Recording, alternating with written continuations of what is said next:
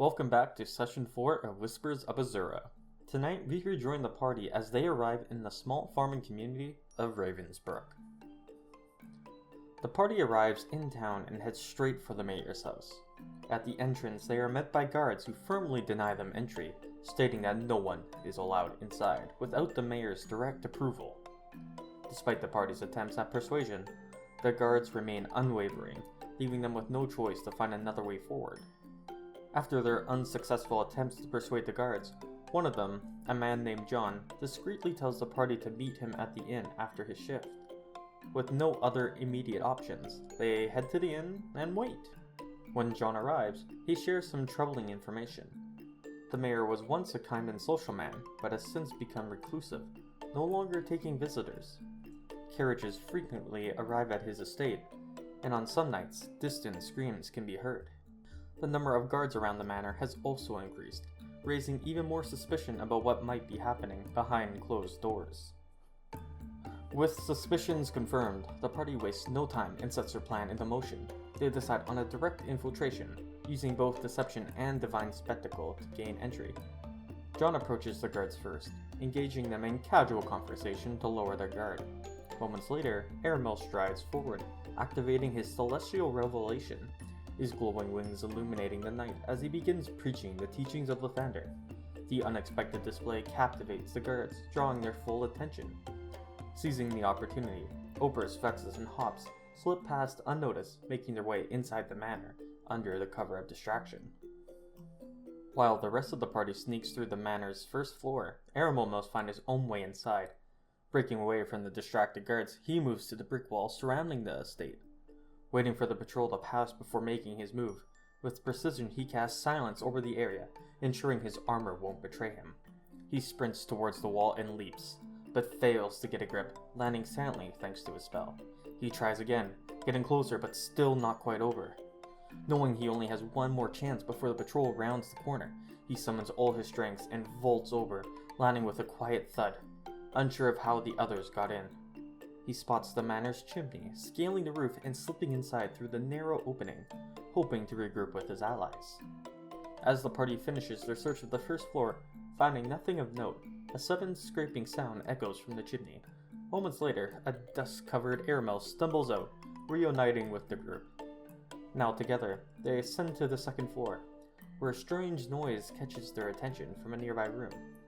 Cautiously approaching, they come face to face with a towering undead abomination, its grotesque form stitched together from multiple bodies. Before they can react, another emerges alongside it, accompanied by smaller skeletons rattling to life. A fierce battle erupts, steel clashing against bone and rotting flesh as the party fights to survive against these horrifying creatures. Ogre stretches forward, cleaving into the abominations with brute force while dodging their heavy, unnatural swings. Aramel raises his holy symbol, channeling divine energy that erupts in radiant light, reducing the lesser skeletons to dust in an instant. With the smaller threats gone, the party focuses their efforts on the towering undead, cutting them down one by one. Though victorious, the battle leaves its mark.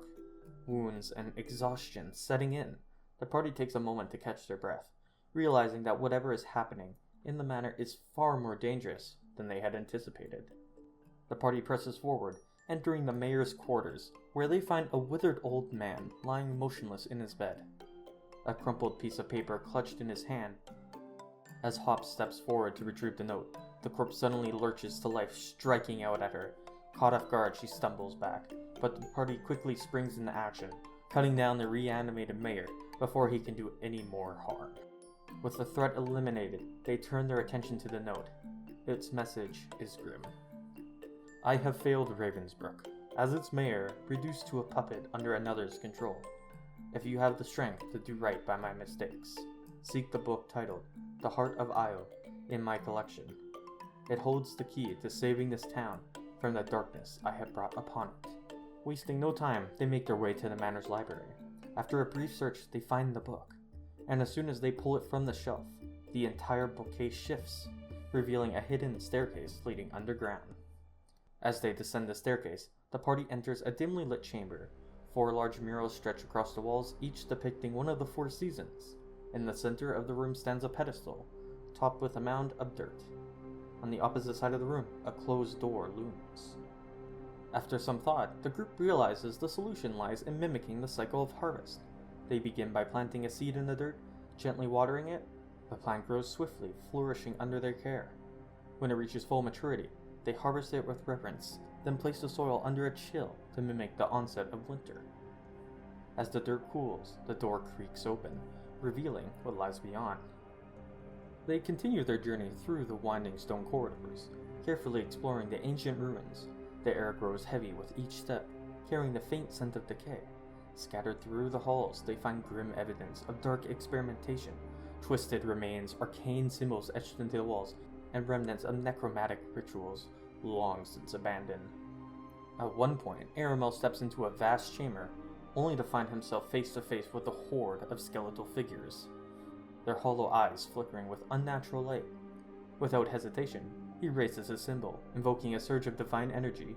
A radiant pulse sweeps the room, and in an instant, the undead collapse into piles of dust, leaving nothing but silence in their wake.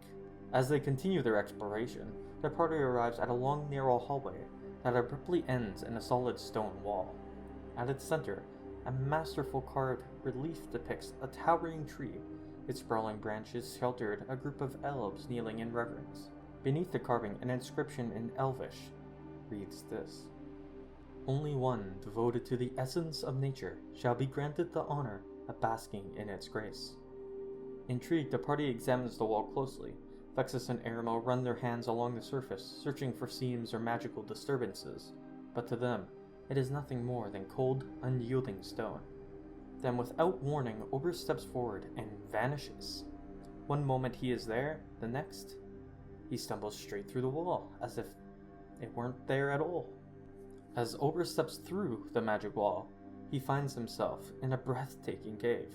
The floor is covered in lush green grass, soft and vibrant underneath his feet.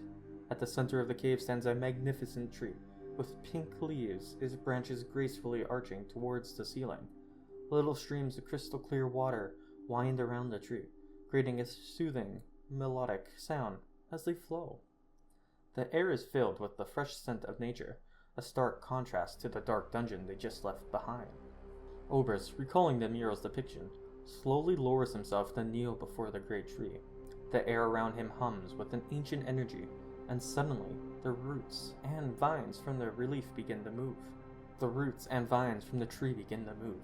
They twist and coil around his arms, tightening with an unnatural grip.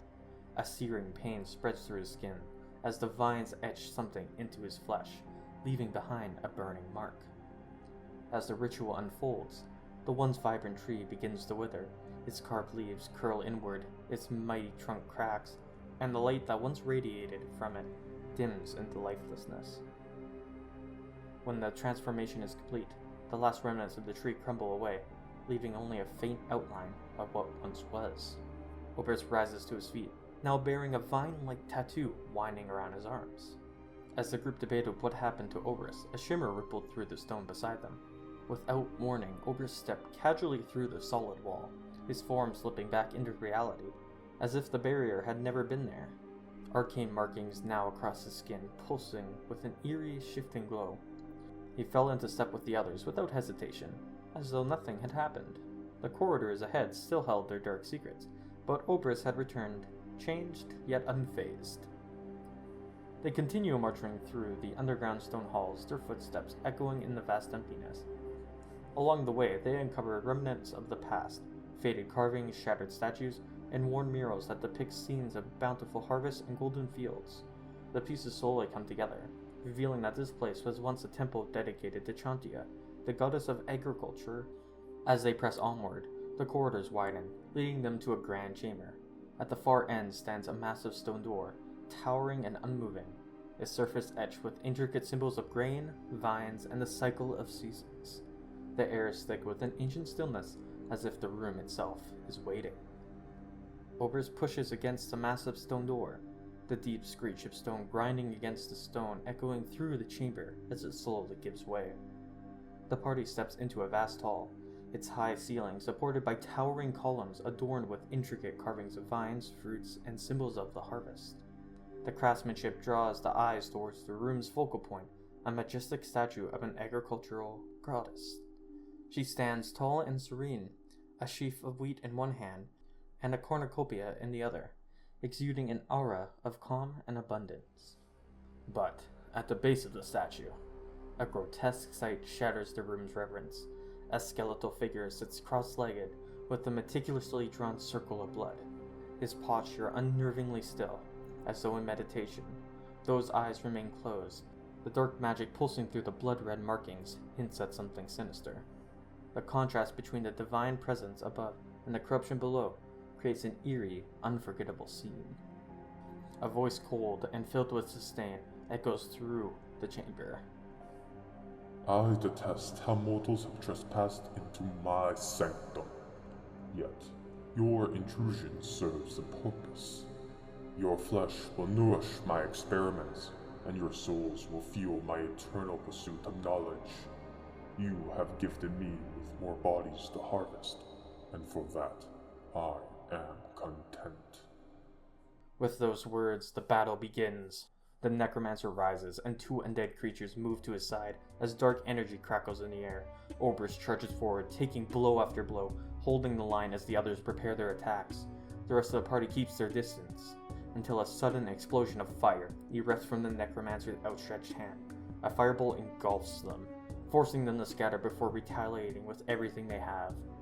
Aramel quickly moves to heal the wounded, while Vexus and Hops focus their attacks on the undead horrors, cutting them down one by one. Oberst rushes to the necromancer, but just as he closes in for the final strike, the caster vanishes into thin air. The room falls silent for a brief moment as the party regroups, debating their next move. Then, another fireball. The explosion engulfs them, sending waves of searing heat through the chamber. But this time, they see him. The necromancer is revealed. Seizing the opportunity, the entire party unleashes their might. Blades strike, spells burn, and divine power surges until at last the undead caster falls. His lifeless form collapses to the ground. As the dust settles and the adrenaline fades, their eyes fall upon a peculiar symbol embroidered on his tattered cloak, a severed hand and a watchful eye. A chill runs through Aramel as recognition dawns. The insignia of two powerful artifacts. The Mark of Vecna. I hope to see you all here next session to see what the party does next.